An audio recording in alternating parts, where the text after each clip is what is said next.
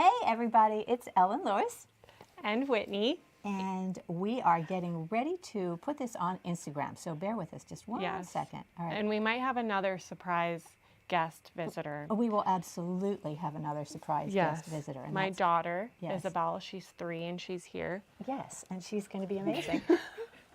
So she will definitely say hello at some point. So this is a multi-function event today, right? Yes. Okay, so we are doing a knit-along for this adorable hat. Yes. Mary knit this sample. Lovely. Yep. Nicole is halfway done with her cute little sample right here. Yes, Nicole is our other visitor. Yeah. So this is Nicole's. This is, what color is this one? Enchanted. Enchanted. Oh my gosh. It's beautiful. Isn't that so I pretty? know. It's like all the Disney princesses rolled up into is. one, right? It's so cute. It's so cute. Yeah. And I am knitting one in the color called Sonoran Magic. So very fun. So it's a knit along for that. But, you know, the first part of this hat is just ribbing. You know, you are going to cast on 72 stitches and join it in the round. And that's just a lot of ribbing. So not a lot to do, right? Yeah, that's nice. That's a nice start to a project, honestly. Yeah, 100%. I'll take that. Don't forget the size 8. Size 8. Okay. Oh, yeah. Right. Okay, so let's focus here, Ellen. Let's talk about the knit along. Okay, so the knit along is for the Giftie Slouchie Beanie. It is a free pattern. It was designed by my friend Tanis Gray, who is an absolutely wonderful designer. She designed it for another brand and has graciously made it available to us as a free pattern. Did I style it well? Yes, it's gorgeous. It's you look so great in it. cute. You could put a box on your head and you look cute. My mom always told me I had a hat head. Okay. So it's like I said, it's a free pattern on Ravelry. There's a great little download. You can download this PDF and print it out. I print it out back and front. Couple things that I'm doing a little bit differently than the pattern. And the first is that, hello Izzy. Hi, Izzy.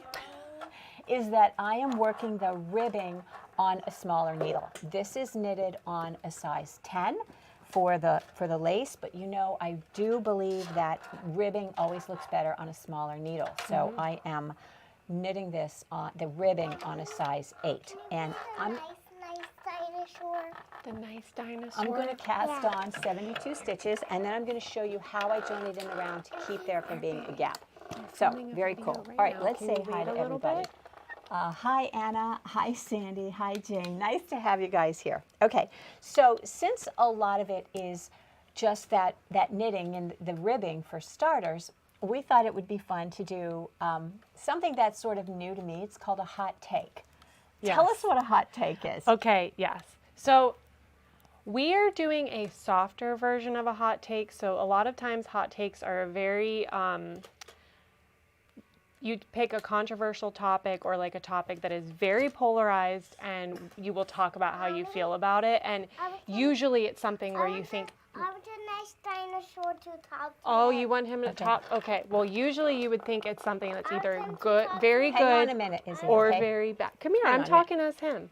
I'm talking as him. All right. It's either something that is usually very, very good or very, very bad. However, our approach is going to be how we personally approach this, like, charts, or for example, if we series of topics. a series of topics, yes, and how we Mom, feel. I want to talk to the red dinosaur. Okay, come over here. Like, how old is she now? 3. 3. Yes. Life with a 3-year-old. Yes. Okay, so So- if any of you have 3-year-olds at around your house, you know exactly what we are going through. So it's all good. Can you go play for a little yay! bit, and Hi, then I'll Barbara. play with you after our video? Nice to see you. Does that sound good? Yeah. Oh, Okay. you're such a good girl. Yeah, Thank you. and then I'll play with you, okay? I promise. I promise I will Yep. play with you. And I'll bring the bunny rabbit over, here. okay? And the bunny rabbit can play with you too, okay? Does that sound good? And then we'll go get a treat. We're going to go get lunch together after. It sounds amazing. Go around that way. Until that Yes, okay. Sorry. Okay. I can baba. We're back. Okay, so hot take generally is somebody's opinion on something, Yes. all right? And we're just so opinionated. We are opinionated, but we also, whatever our hot take is, it doesn't mean that it's bad necessarily if you do it. Right. Yeah, or don't do it. Right. I'm never one of those kinds of knitting people that's like, there's only one way to do things. Correct. You have to do it this way, because that's not the way. But we all have our own preferences. Exactly. So like, that's what we're going to talk about is our preferences Right. and how we feel about it. So. And I always say there's like me, Ginny, Mary, you, Nicole, all of us hold our yarn differently, right? Yes. And it doesn't Yes. matter. It's fine. It's completely fine. So it's just fun. Yes. Okay. I also want to talk about that this was inspired by a Wool in the Gang reel that they did. They did one. They yep. did a hot takes, and I was like, Ellen, we should do hot takes. So. And I started looking at it, and a lot of people have done hot takes. A lot of people do reactions to other people's hot takes. Oh, she needs to be careful, because if she pulls the camera out, Can you it's go gonna sit be back bad. there for a little bit and No, play? no. Here, you want to sit with us? Yeah, come sit with Come us. sit with us. Right here. Okay, you can sit right there. She's very cute. I know. It's tough. Okay, first hot take. Mommy, Charts. Okay.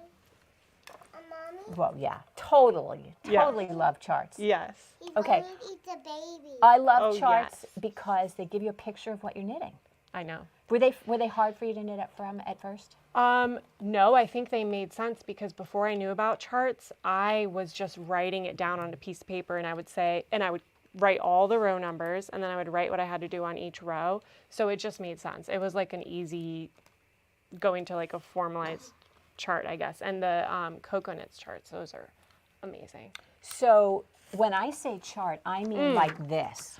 Oh, I have knit from this for Magnolia. Okay, so Okay. when I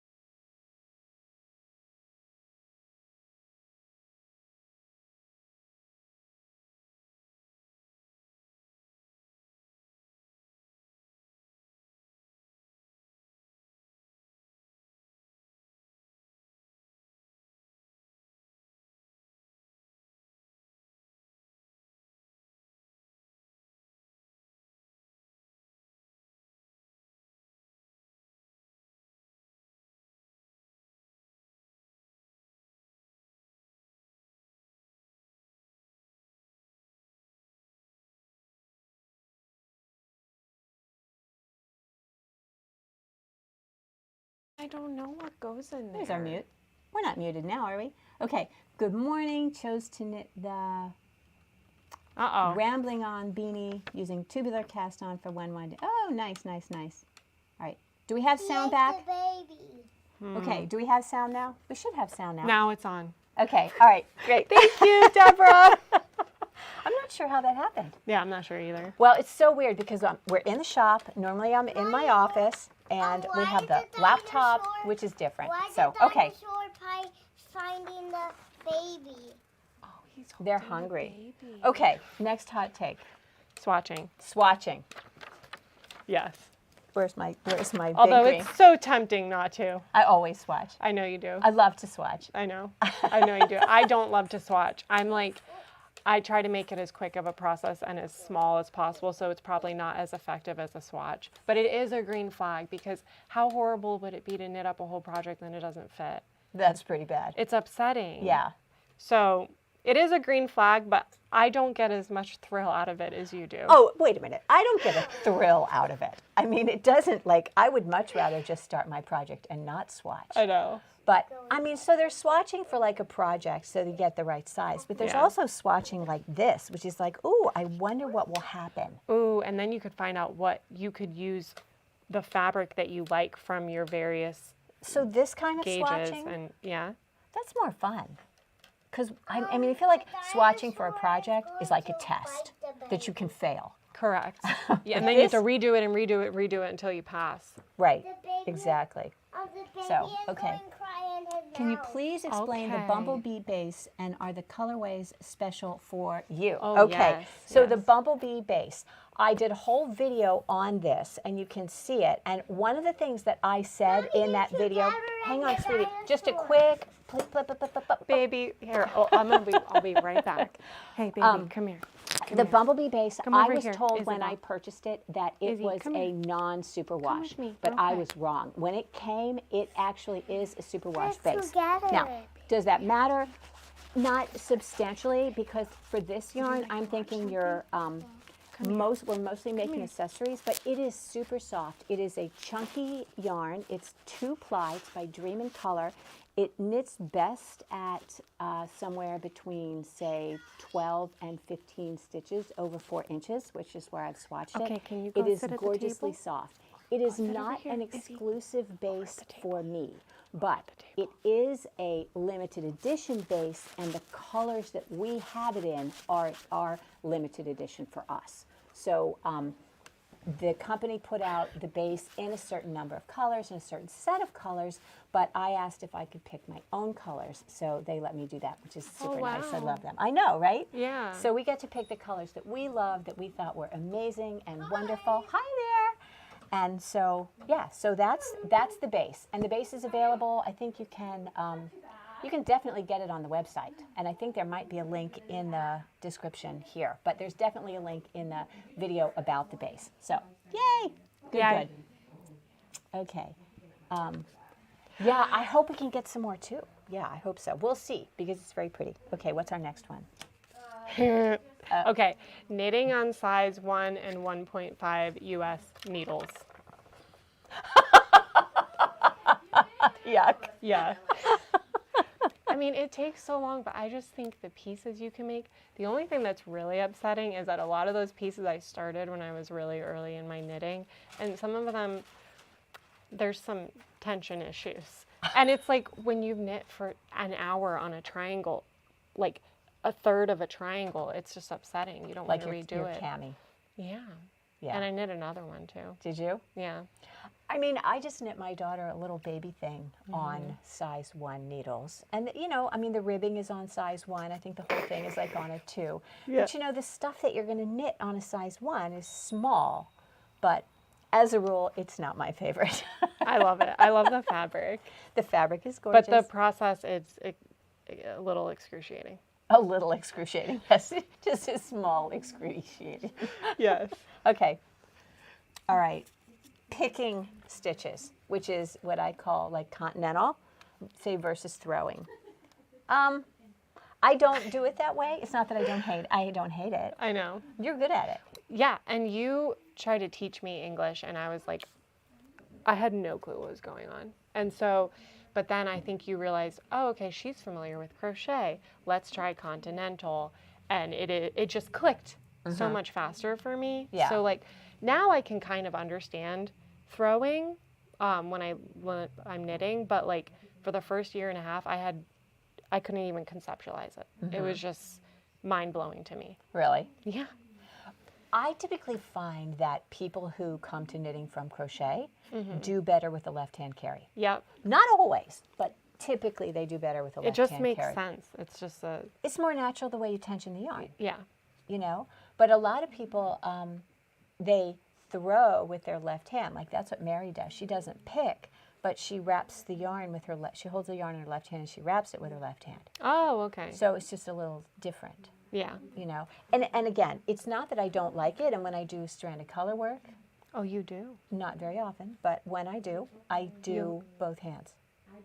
So I can. I mean, I teach people how to knit Oh my that way. gosh, it's like, You can do it too. that's amazing. Not really. Not really. Okay, Oh, yes. next hot take. Italian bind off. Okay, what do you think? Yeah, where's my green? Yeah, I like the Italian bind off. So Do I worth do it it. exclusively? You do it exclusively. Whenever I can. Even that vest that I knit for Izzy, Italian bind off. 1 by 1 rib. Mm-hmm.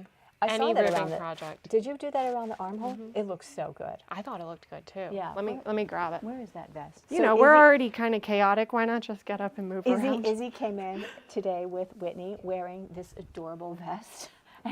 Whitney was so proud and she was so excited because know. we all had this vision that Izzy was going to sit right here with us Yes. and be really quiet And be in her vest. and wear her vest. Yeah. And she got here just like 1 minute in. She's like, I take Now this can I take it off? She wanted it off immediately. so- Immediately, But I yes. think it's the cutest thing ever. But yeah, I did Italian on this.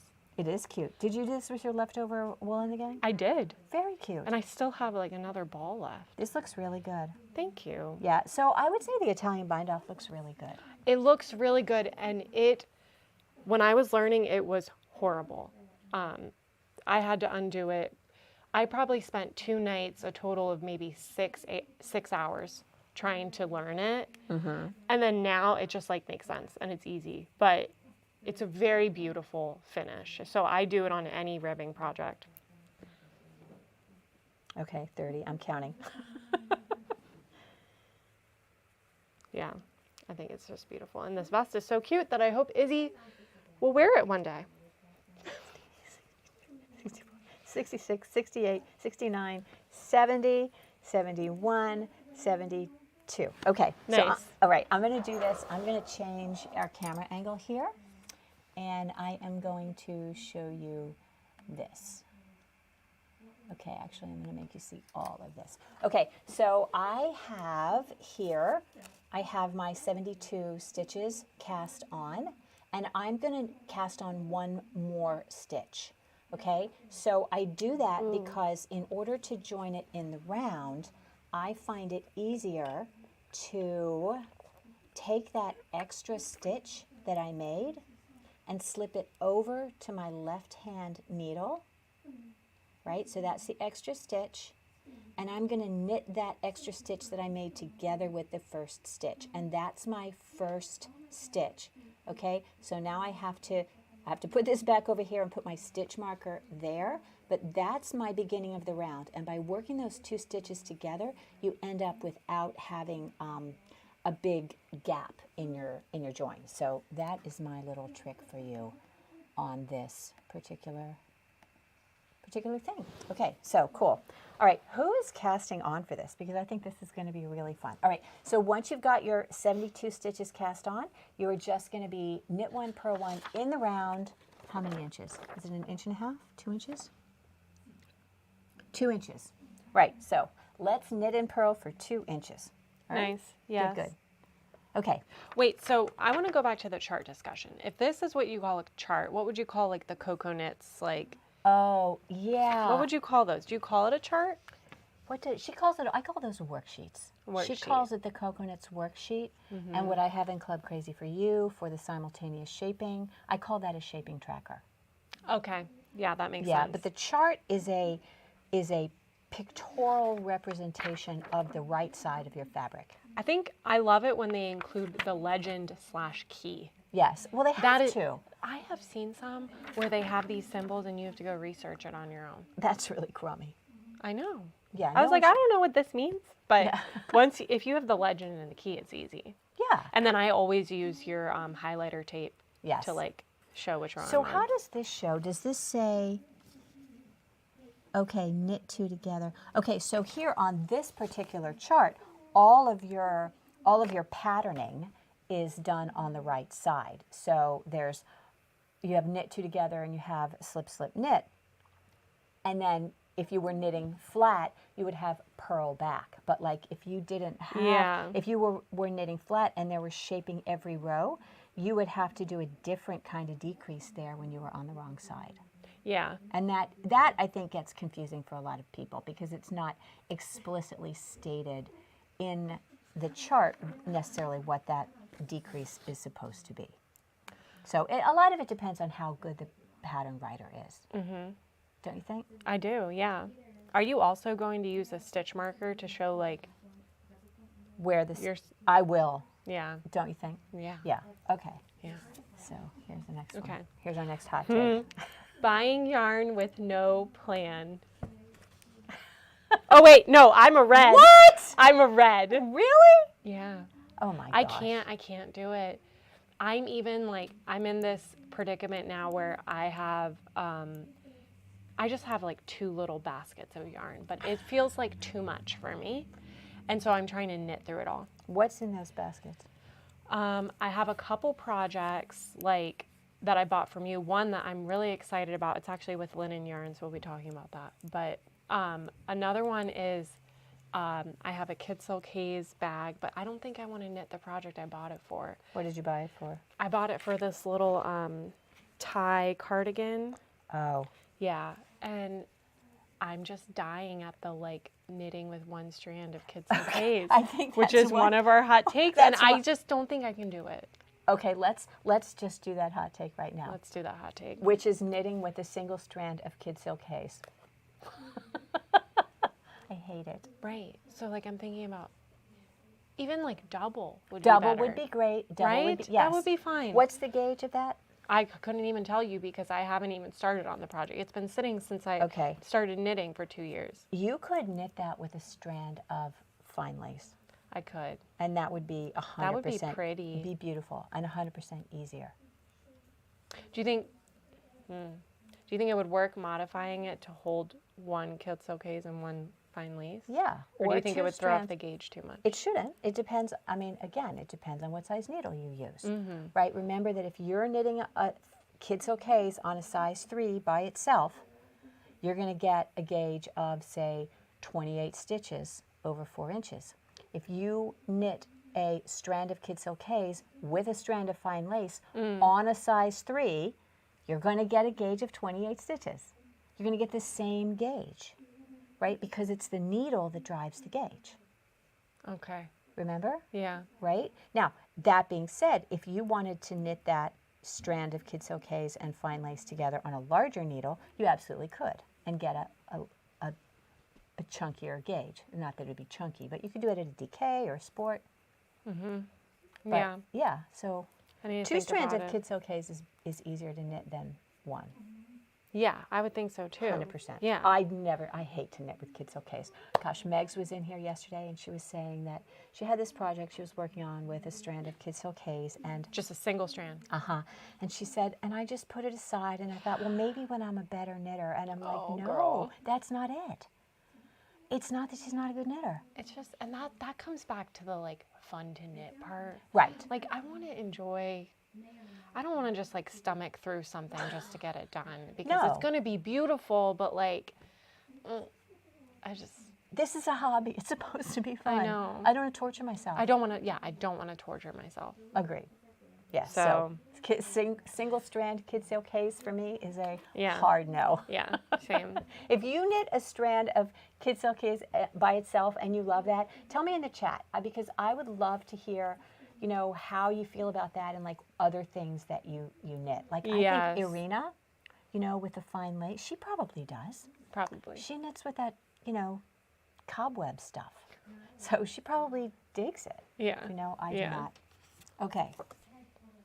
Oh yeah. Double pointed needles. I like them.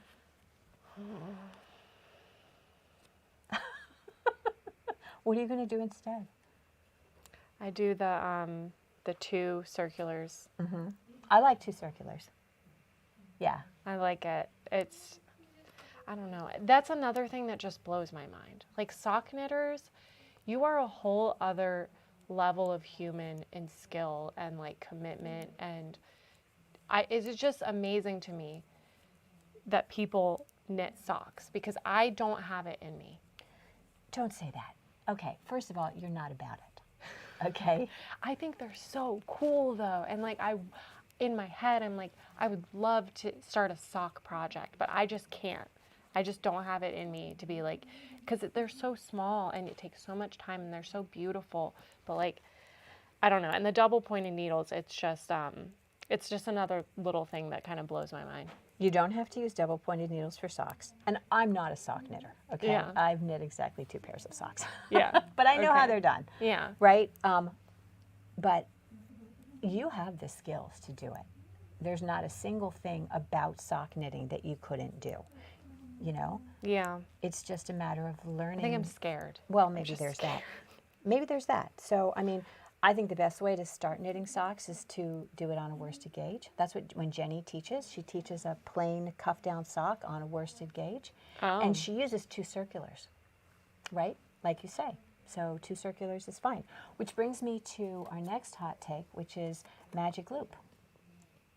I like magic loop. Magic loop? Yeah, I like magic loop. Yep. Sometimes I do 2 circulars. Sometimes I do double points. Sometimes I do magic loop. Kind of depends on what I have handy. Yeah. I like magic loop. I think I also really like it because you only have to work with one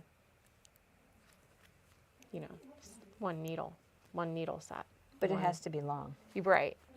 And like I'm fine with the pulling through, and then I just rotate where I'm pulling it through so that it doesn't get stretched out in one section. Yeah. But yeah, it definitely depends on the project. Right. Right. Yeah.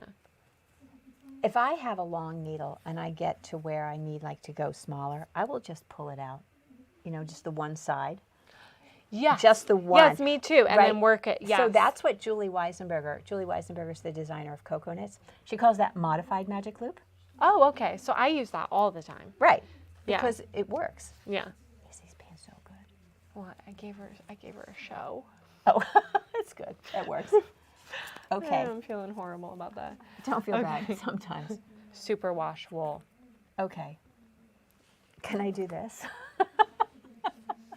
No. I generally tend not to be a fan, you know? I just think part of like knitting and owning these pieces is the washing process, and I really enjoy it. Do you? Yes, I am very passionate about garment care. It is like, I have loved it even before I started knitting. Like I've always loved garment care. I'm very particular about how I wash my clothing. And so for me, it's part of the enjoyment process. However, like I also think about people who are not passionate about garment care, and this is going to work for them because you don't have to worry about your things getting ruined. Yeah.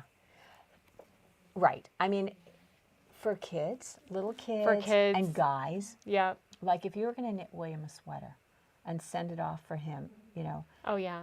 don't you think you would knit it out of something superwash? Yeah. Because it needs to be able to go in the wash. If there was ever a chance of somebody else washing it besides me, Right. no. Right? Yeah. Yeah. And I mean, when you first had Izzy and you were just busier than Oh, one on yeah. paper hanger. Yeah, no, thank you. Were you hand washing all her baby clothes? Absolutely not. So that's my thing. I would No. rather have, like the thing I knit for Elizabeth, I would rather have her use it and Correct. wash it and put it in the dryer and use it again than have it tucked away someplace and never used because it was too much of a pain in the neck to wash. Yeah. Right? Yeah. So, No, I feel it. I feel you. Like I was going to say, you know, people who, yes, a lot of children, like a very busy lifestyle, garment care is not something that is on your priority list because you have so many other things going on.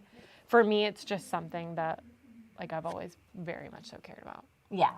So we have a question from Jane. What's that? So I think you might be talking about what's magic loop. So magic loop would be like, I have these 72 stitches on the needle right now, but as I go through the lace pattern, there's going to be decreases at the top, and so the circumference of my knitting is going to get smaller and smaller, and it's not going to be able to fit around, even though this is a 16-inch circumference needle. So I would pull this extra bit out and knit with that. So that would be modified magic loop. In full-on magic loop, you have a very long needle and a loop of it hangs out here and a loop of it hangs out here, so that you're still working in a small circumference with a long needle, and you're just working kind of at the tip. And then when you get to that place where the loop is sticking out, you pull the needles and move the loops. So that's what magic loop, right? That's what magic loop is. Is that your question? If that's not your question, tell me. So Sandy says, I'm not good at magic loop, so I tend to stay away from it. Yeah, magic loop can definitely be fiddly if you don't have a long enough needle, because then you tend to lose the loop. It has to be like a 40-inch almost. Yeah. And you know, you say, well, then you don't have to use or buy two circulars. You still are going to end up with a 40-inch and probably a 24. You know what I mean? Yeah. But But you're it's still good if you having to like manipulate it once you get to the end of that section, like when you reach the loop that's out there, like whether or not you have two circulars or, you know, magic loop, like you're going to have to fiddle with it. Right. So, but yeah. You know, I think as we go along and we're knitting, we're going to figure out a way to make it work with what we've got. I know. Don't you? Yes. I definitely do that. Yes. All right. So, okay, this is yours. Okay. Fixing mistakes. And I'm talking particularly about ones that are like many rows down, and not just where you can drop it and go and pick up your loop and then crochet hook it back up. I'm talking about like mistakes that you have to undo a good chunk of your project. Huh. Yeah, I have to tell you, I've been, I'm teaching this coconuts class, right? And I have the next one tomorrow, the second session.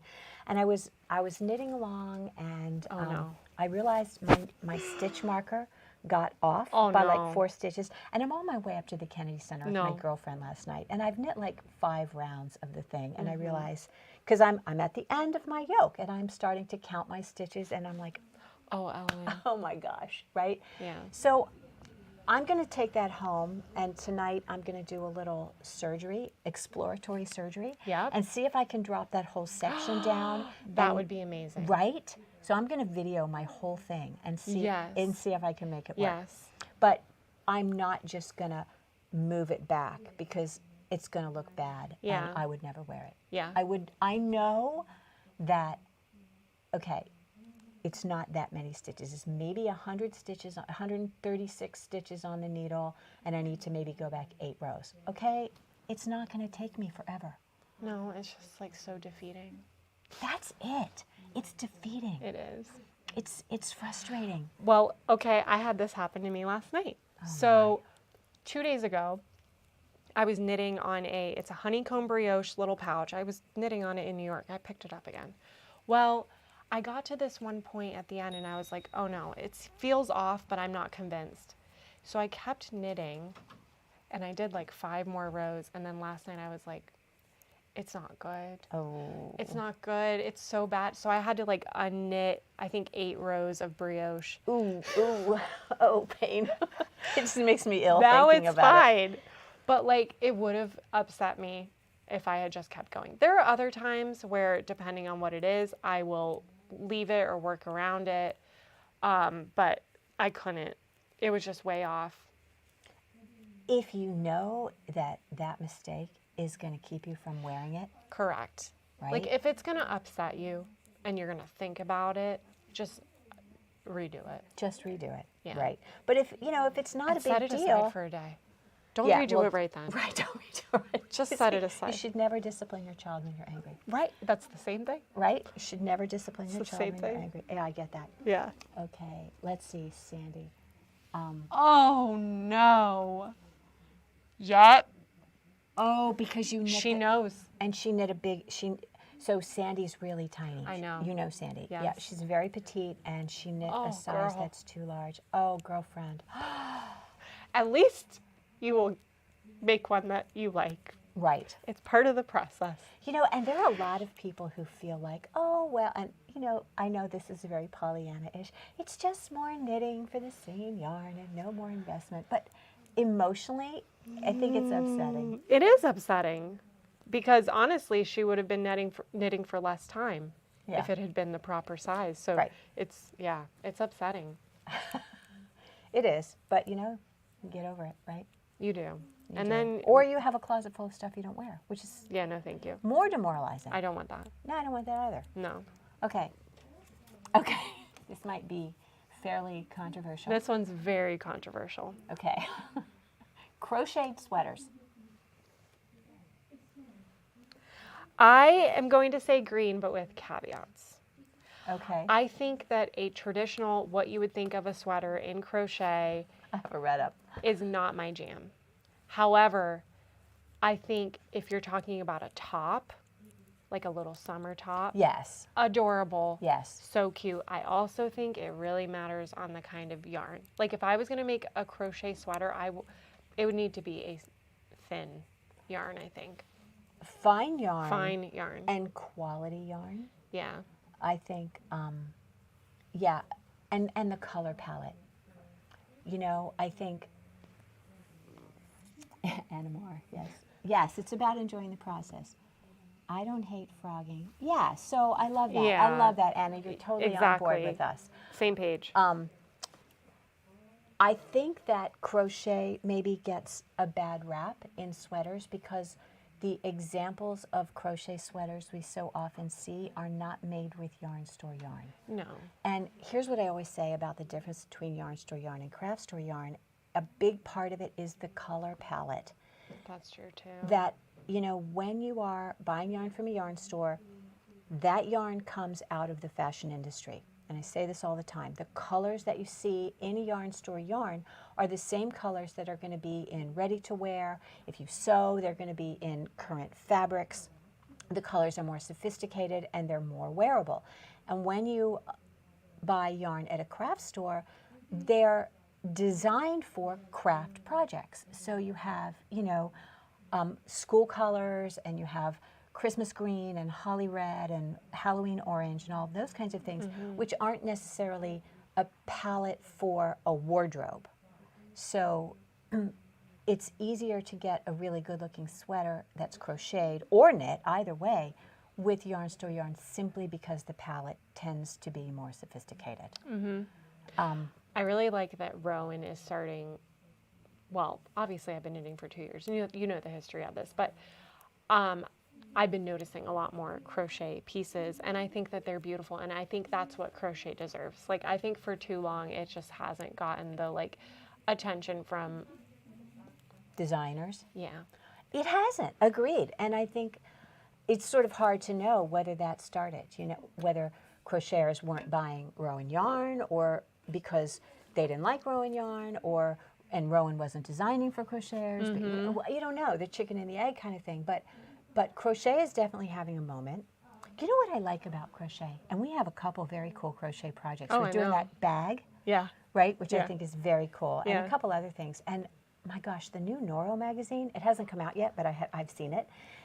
Full of crochet stuff, right? You've seen it. I shared that with you. Yeah, I'm tempted.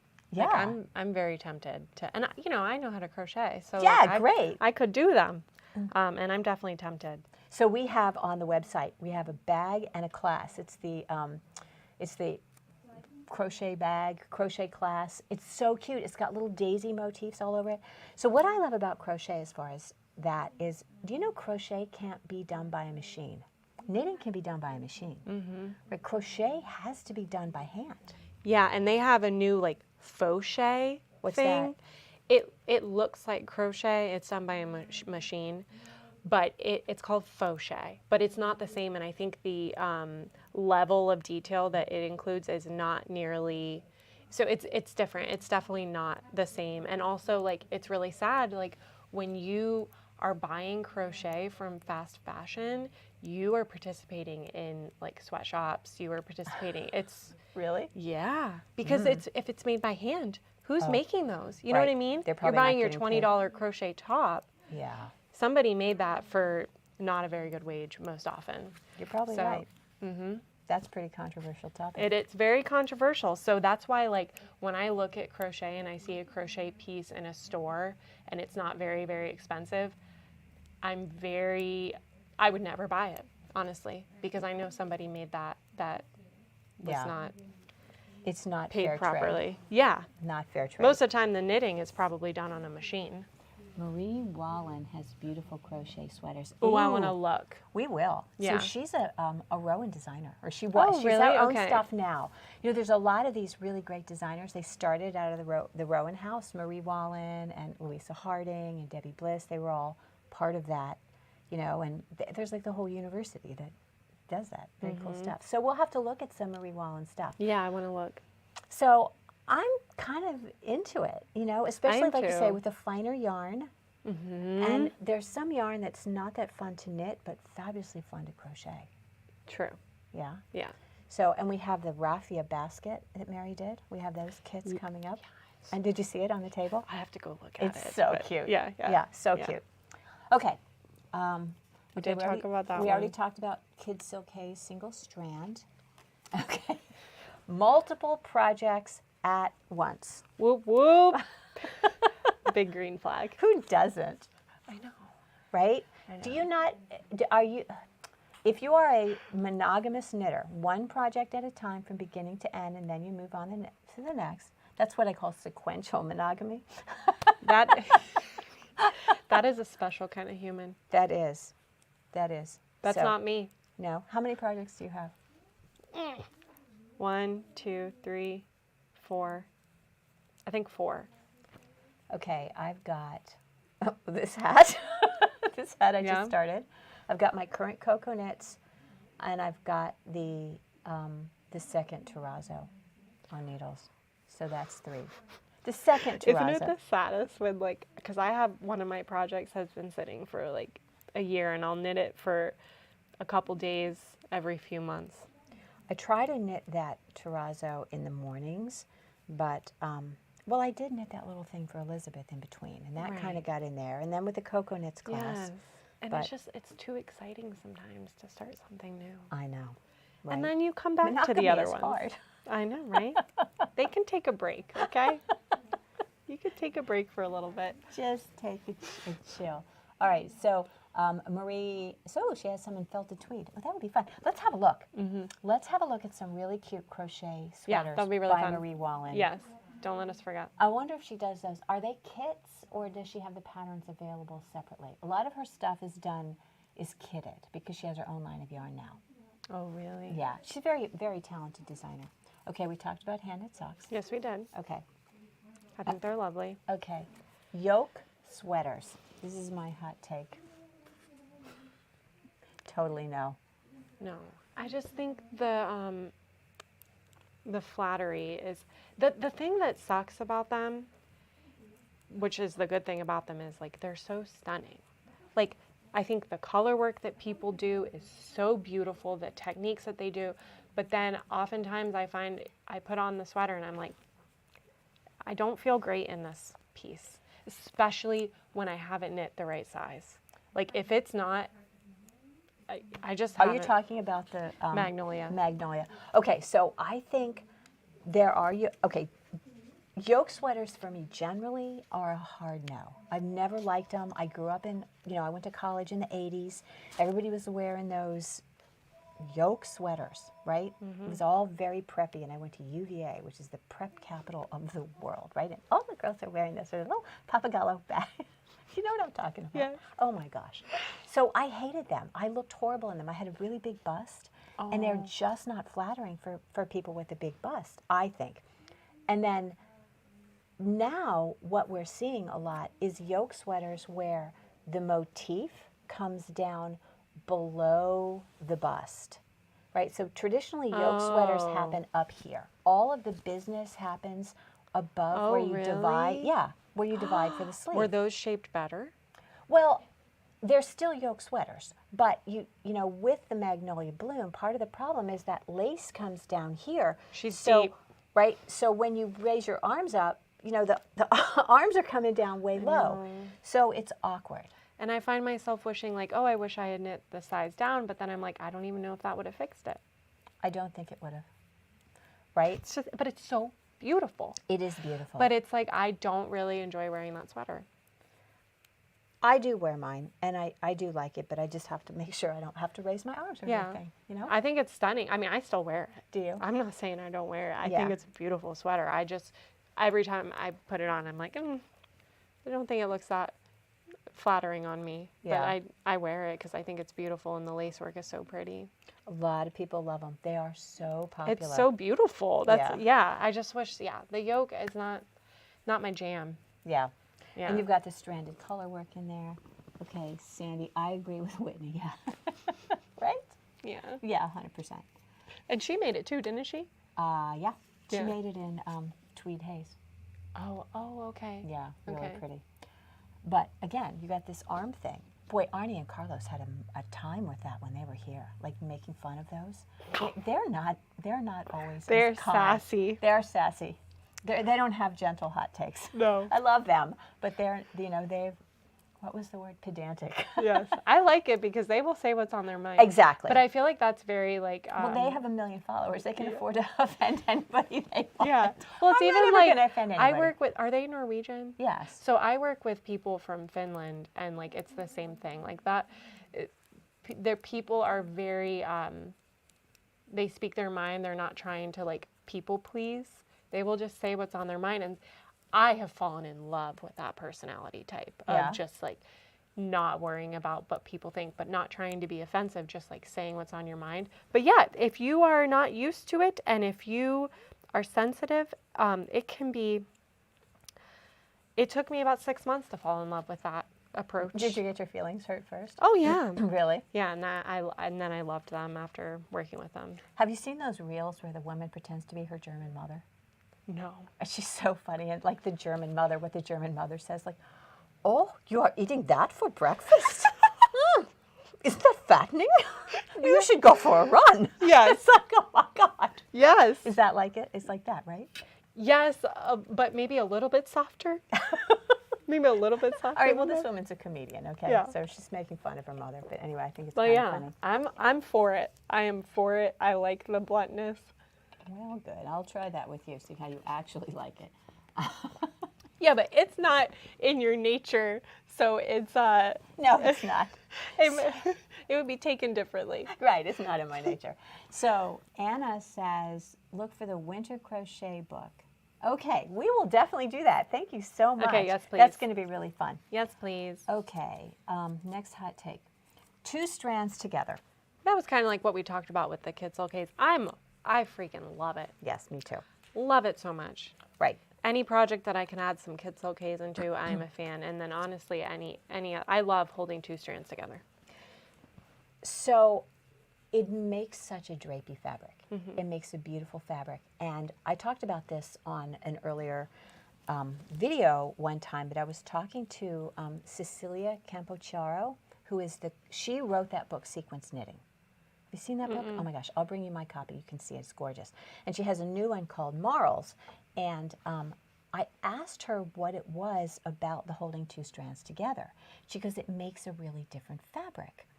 And I didn't get that. I was like, why? If you've got a DK weight yarn and you've got 2 strands that you're knitting at a DK weight, what is the difference? And she said, when you're knitting two finer strands together to get a DK weight gauge, each strand maintains its own flexibility. Ooh. And she said, it's like if you had a big piece of copper, you couldn't bend as much as all of those individual pieces of copper wire together, right? That's such Do a we good talk about that? analogy. And That's that was her analogy. That's so good. She's so smart. That's so good. Isn't that cool? Yeah. So I love the 2 strands together, and I hadn't Yeah. realized that it served a function in the drape of the fabric. You I know? didn't either. Yeah, no, I had no idea. I also think it's more fun to knit. Why? I like, not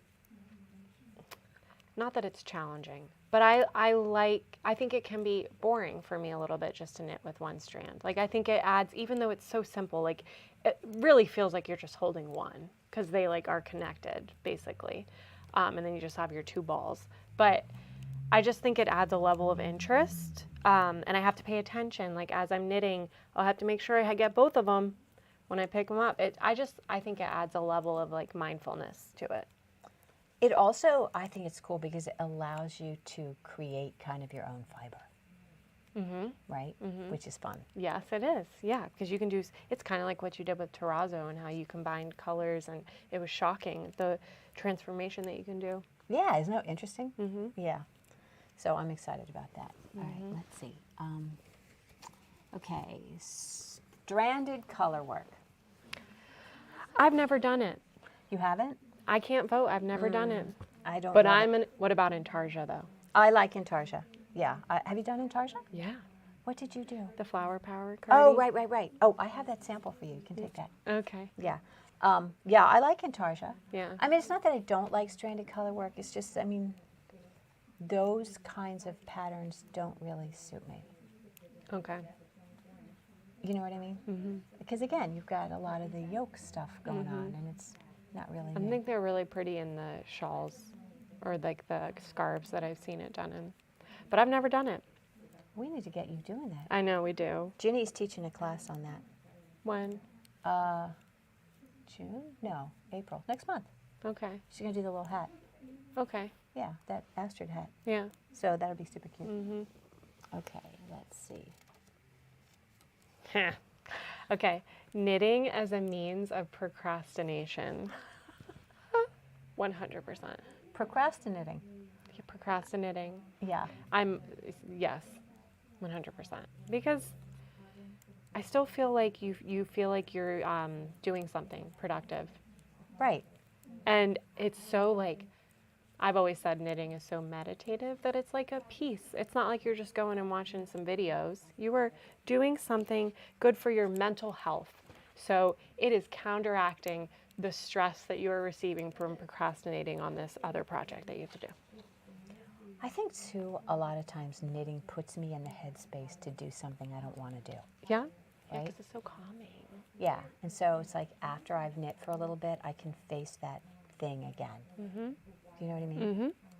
I am so there. Yeah, I get Yeah. it. Okay. Okay. Seamless sweaters. How is that different? So is that like in the round? Uh-huh. In the round sweaters. I am, I'm going to say red. Yeah, I'm not a fan, except for coconuts. Except for coconuts. Except for coconuts. Is amazing. Why is it different? Just the shaping. They're so beautiful. And you're doing all kinds of stuff to start your sweaters. Like I'm working on a coconuts cardigan right now. I love it. It's so interesting. Like the way that you knit a section and then you pick up and then there's just so many steps and so many things. So thrilling for my mind. I really enjoy that. But yeah, she did real good. I think on that design. Right. Generally, I'm just not a fan of seamless. I like the structure that seams give a garment. I also like the process of finishing and seaming. Yeah, I like finishing. Yeah. I think that's cool. Oh yeah. Sharing paid patterns, absolutely No, not. Should not do that. I've had people ask me to send me a pattern of something, and I'm like, no, because these designers are putting in all of this work, and it's not right. It's like stealing. Stealing. It is stealing. Yeah. It's piracy in the knitting world. Yeah, and it's so hard. I've had people come in and like, we don't have that many pattern books anymore, but sort of when that sort of transition was going from books and stuff, people would come in and snap a picture of the pattern, and it's sort of sketchy. It is. It's not right, and like, yeah, it's just not fair to designers. So Yeah. but Whenever we have a kit that includes a pattern, we charge for the pattern, and then we send it to them on Ravelry. Yeah. Unless it's a free pattern. yeah. And even when it's a free pattern, I try to send the link that is going to take the user to the pattern that has all the other stuff that the designer allows them to promote themselves. Yeah. Do you know what I mean? Yeah. Because that's what a free pattern is. A free pattern is advertising, Oh, okay. right? Yeah, I never thought of it that way. But when a designer puts a free pattern out and they put it on their website, they want you to go to their website so that you can see all their other stuff. So that's like an ad. So if I were to link directly to the PDF, I don't think that would be fair. So No, I like that. anyway, I try to support, Yeah, you do. To You be- do. to Especially be with the fair. knit-alongs. Those are the best way to support designers. Yeah. Love it. Tanis Gray is coming this fall. Okay. Yay. Well, I will be here then. Good. Okay. Blocking. Blocking. Yes, ma'am. Yes, 100%. Yes, ma'am. Blocking is huge for Blocking. everything. Yeah. Okay, this is your superwash hat. Remember that when you block superwash yarn, if you soak it and get it real wet and then stretch it out, it's going to be all stretched out, Oh, right? I didn't know this. So for blocking superwash, I pin it to the size and shape I want it to be, and I either spritz it or I steam it, right? And if you get it real wet, soaking wet in the washer or whatever, you definitely need to put it in the dryer. Yep, for a bit. That's what pulls it back together. But Wow. take your swatch and make sure that whatever you plan to do with your sweater, superwash or not, that you've done it to your swatch first so that you know, right? Because that would suck.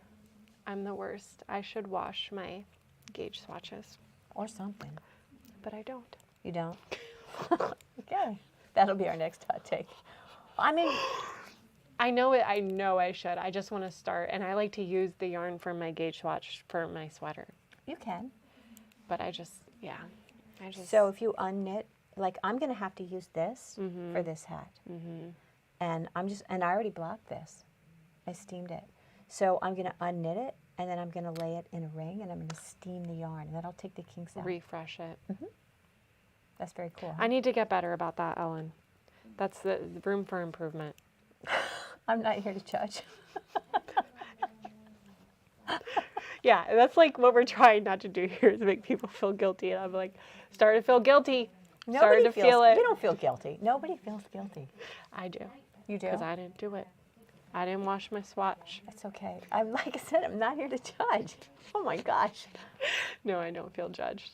I think it's because I know it's something I should do, and I want to do it.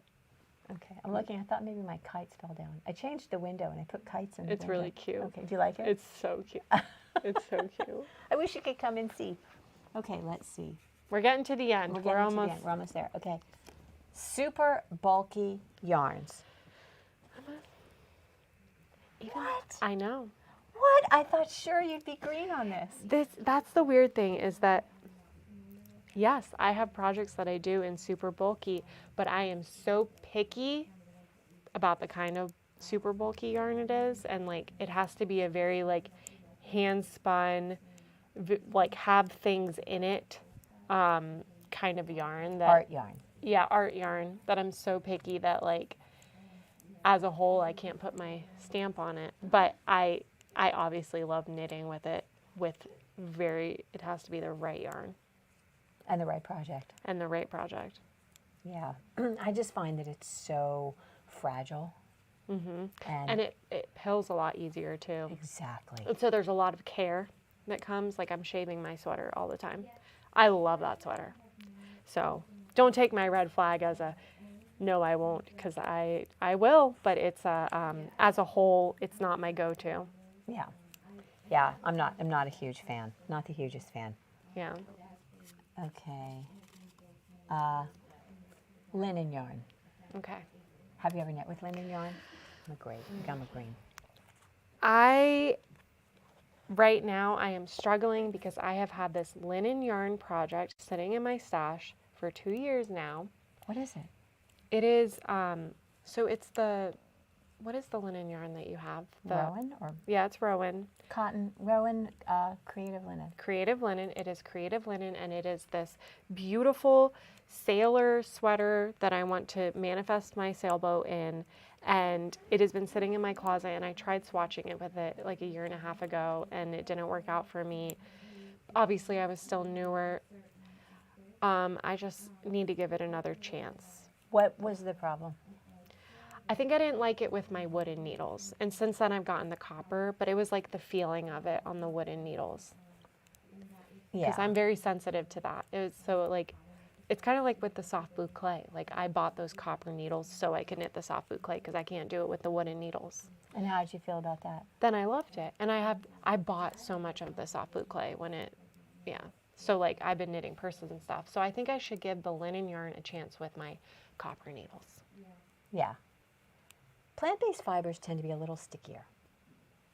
And you need a real smooth needle. Mm-hmm. Yeah. So I think I'll give her another chance. Let me finish up a couple of these sweaters. Did you count the linen yarn in your in process? Yeah. Oh, no, because I haven't even, no. So it's not on needles? No, I Okay. just was swatching it. Okay. Yeah. I was being good in swatching it. Yeah, good. Okay, so our last one, this is yours, so you have to explain that. Okay. Freestyle. So this is honestly a dream of mine, but the way I describe freestyle is you basically make something from your head, which I think a lot of designers are actually freestylers. Like that's how I feel like you would design something is you use your knowledge of knitting and your knowledge of shaping and you play around and mess around until you come up with a design that you like.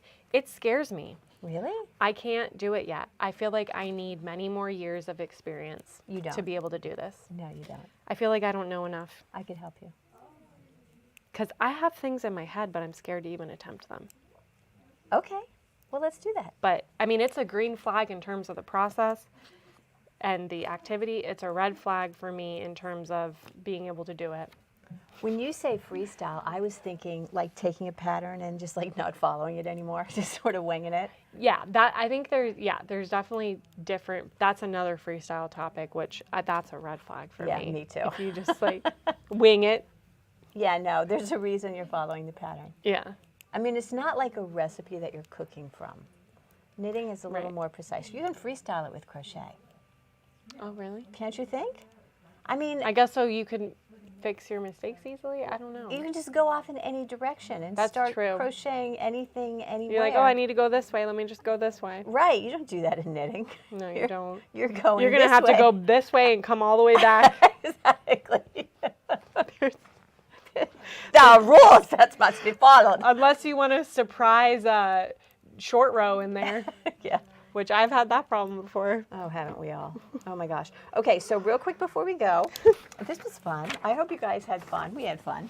I just want to talk about this pattern and show you the last bit of what you're going to do. So after you do your 2 inches of ribbing, you're going to change to your larger needles and get some stitch markers, because I do think, as Whitney pointed out, it's a good idea to have stitch markers that identify the various sections of your lace pattern. So you wouldn't even do it at the start. You do it at every section. I would do it, so I'll have a start here, but then I will have a stitch marker between every lace section, because That's so smart. right when you get to the So end smart. of your lace section, you want to know if you've messed up at the end of that section. You don't want That's to so wait to the good. whole end of your round to figure out that there's a problem. So let's look at this. And so here's the lace pattern, and basically you have a purl stitch, then you have some knit stitches. So these blocks that have the dot in them are purl stitches on the right side, and then you're going to knit this bar that leans to the right is a knit 2 together, and then you've got some knit stitches. Of course, these little O's are yarn overs, so you're going to have a yarn over and then a purl stitch. So that's kind of interesting, because if you have a yarn over and then a purl stitch, let me get to a place where we have a purl stitch. Okay, so if you've got a yarn over and a purl stitch, a yarn over, let's go back. So a yarn over before a knit stitch simply means to bring your yarn to the front and then you knit, and then you've got a yarn over before your knit stitch. But if you're going to have to do a yarn over before a purl stitch, so you bring your yarn forward to purl, but if you just purl, that wouldn't actually, you can't see. So if you have a yarn over before a purl stitch, you're going to have to bring your yarn forward to purl, obviously, but if you just purled now, that wouldn't be a yarn over. So a yarn over before a purl stitch means that you're going to bring that around again. Okay, so then you make your purl stitch, and that's how you do a yarn over before a purl stitch. Okay, and again, a yarn over before. Can you bring it a little more forward? A yarn over, a yarn over before a knit stitch is you're going to bring your yarn forward, make your knit stitch. Oh. Right? Okay? So, anyway, so if your yarn is here and you're going to do a yarn over before the purl stitch, bring it forward and then wrap it around again. Wow. And that's your yarn over before a purl stitch. And if you purl and you're going to do a yarn over, your yarn is already in front. If you've purled, you're just going to bring it that way. So if you've knit, let's say you have a couple knit stitches and you need to do a yarn over before your knit stitch and your yarn is in back, bring it to the front and then just knit. Okay? If you hold your yarn in your left hand, your yarn over is going to be like this, come under and then around. Okay? So, and that's how you're going to follow that pattern. So in that first row, you're going to have a yarn over before a purl stitch and then a yarn over after a purl stitch. So your yarn after this purl stitch will already be in the front. You'll just leave it there and make your next stitch. So sometimes it's a little confusing reading a chart, but basically that is all you're doing. After this purl, your yarn will already be in the front. Leave it there and make the next stitch, and that will give you your yarn over. So you knew that. I've never done a yarn over before a purl stitch. Okay, so now you know. Never done that in my life. Right? Okay, so Yep. we'll have to come on again and maybe kind of look at this in situ. Maybe This is 2 inches. Maybe I'll just come on again live later on, and we'll look at this again. Maybe you and Izzy can go and have lunch, and then. Anyway, thank you guys for being here. I hope you've had fun with us. Yes. We've had fun being with you. Thank you. Yep. All right. Talk soon. Thanks. Oh, can I bring my knitting higher? Okay. Sandy, did I bring it high enough? Did you end up seeing? I think you did. Okay. I said it when you brought it higher. Okay. Thank Yeah. you very much. It's Yeah. so hard to know what's. I know. I'm so sorry. Yeah. Okay. All right. Thank you guys for being here. We'll see you next time.